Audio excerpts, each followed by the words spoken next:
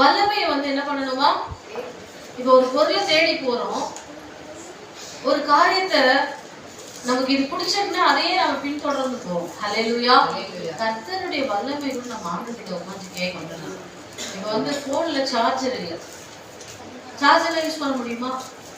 அதுக்கு நம்ம என்ன பண்ணணும்? சார்ஜ் பண்ணணும்.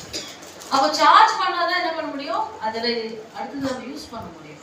அப்போ வல்லமை ஒரு மனிதனுக்குள்ள இருந்தாதான் அவன் சார்ஜில் ஒரு செல்போன் மாதிரியோ பேட்டரி மாதிரியோ இருப்பான். சார்ஜ் இல்லாத பீஸ் போன ஒரு பல்பு மாதிரி இருப்பான்.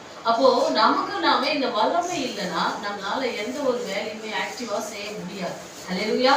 வல்லமை என்பது பவர். ஒரு மனிதனுக்குள்ள நாம சத்துற ஹாஸ்பிட்டலுக்கு போறாங்க, ரொம்ப பலவீனமா இருக்கு, கை கால் வலிக்குது, உட்கார முடியல, உட்கார்ந்தா ஏஞ்சிக்க முடியல. நிறைய ஹாஸ்பிட்டல்ல போனா என்ன சொல்லுவோம்? பல பிரச்சனைகளும் சொல்லுவோம். ஹல்லேலூயா.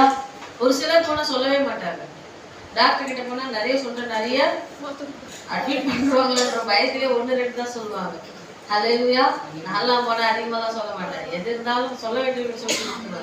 சோ ஒரு சிலர் இல்லைன்னா கூட சொல்லுவாங்க, தலைவலி ஜுரம் எல்லாம் இருக்கிற வியாதி மொத்தத்தையும் சொல்லிட்டு எல்லாம் மாற்றி வாங்கி வந்துடுவாங்க. ஸோ ஏன் இந்த சத்தம் இல்லைன்னா நம்ம வாழ்க்கையில வந்து நம்மளால ஒழுங்கான ஆரோக்கியமான வாழ்க்கை வாழ முடியாது. அப்போ இந்த சத்து மாதிரி ஒரு மனிதனுக்குள்ள கர்த்தருடைய வல்லமை பவர் இல்லைன்னா அவனால தேவனுக்காகவோ பிசாசை எதிர்ப்போ அவனால எதிர்த்து நின்று போராட முடியாது. ஹல்லேலூயா. நான் சொல்றது புரியுதா? எத்தனை பேர் புரியுது? அப்போ ஹல்லேலூயா. சரி, அப்ப தேவனை நாம அவருடைய வல்லமை பெற்றுக்கொள்ளணும்னா அதை நாடணும். ஹல்லேலூயா. அதை நம்ம நாடி போனாதான் கிடைக்கும். தேவ சமூகத்துல உட்கார்ந்தோ அவர் பாதத்துல வந்து ஆண்டவரே வல்லமை தாங்கப்பா, வல்லமை தாங்கப்பா கேட்க கேட்க நமக்குள்ள என்ன ஆகுது? அந்த வல்லமை கத்த கொடுக்க ஆரம்பிச்சுக்கோம். ஒரு நாள் நானும் ரொம்ப வெள்ளமா உட்காந்து ஆராதிச்சுட்டு இருந்தேன்.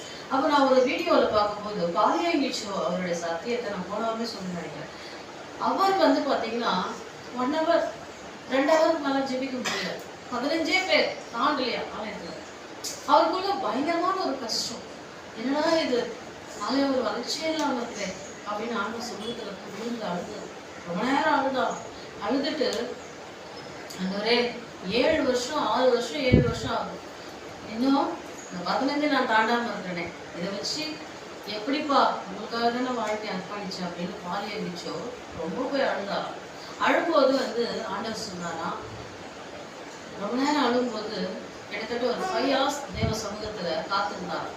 அப்போ அந்த ஜபத்துல ரொம்ப போராட்டமா இருந்தோம். ஒரு நாள் ஆண்டவர் சொன்ன, மகனே என் வல்லமை